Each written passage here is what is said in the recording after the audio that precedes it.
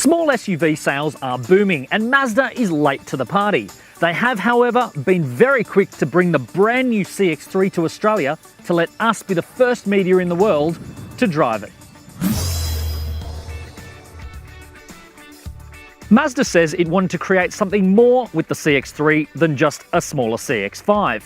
And if we start at the front, you'll notice there's far more angular lines to the 5-point grille and headlights which the brand says looks like a tiger ready to pounce on its prey. There's a big character crease down the centre here and a fastback roofline that at its C-pillar looks to me a bit like a Range Rover Evoque. But of course the reason you buy a CX-3 and not a Mazda 2 or 3 is space. Have a look under here and you'll find more boot space than in a Mazda 2, but actually less than in a Mazda 3. Indeed, at 264 litres, the Mazda CX-3 has less boot space than a Holden Trax or Peugeot 2008.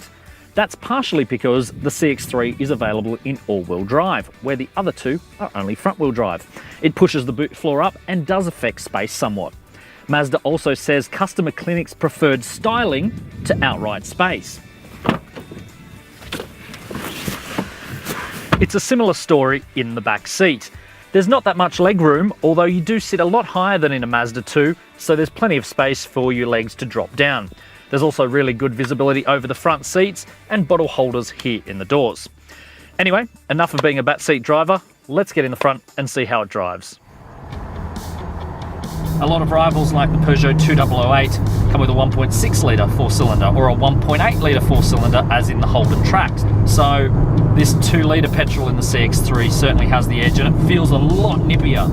The auto is holding gears nicely, but it's probably not as refined as the diesel, this petrol.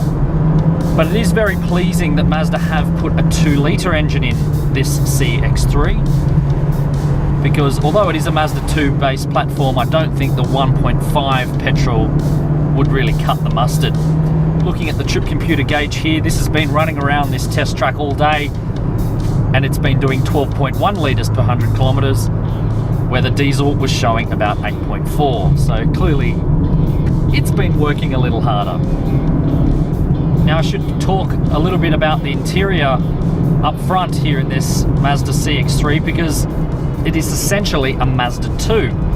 So while the Mazda 2 may look quite funky for $16,000 to $21,000, for $21,000 plus, a lot of these hard surfaces probably don't look as premium for around this price.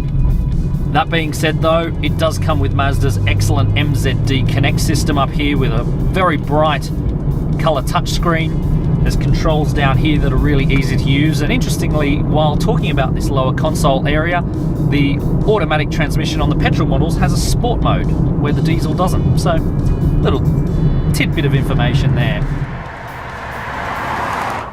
So the Mazda CX-3 probably isn't the most practical option in the class, nor is it the most refined. But when it drives this well and looks this good, if Mazda Australia can spec it right, it should have a fighting chance of being one of the most popular models in its lineup.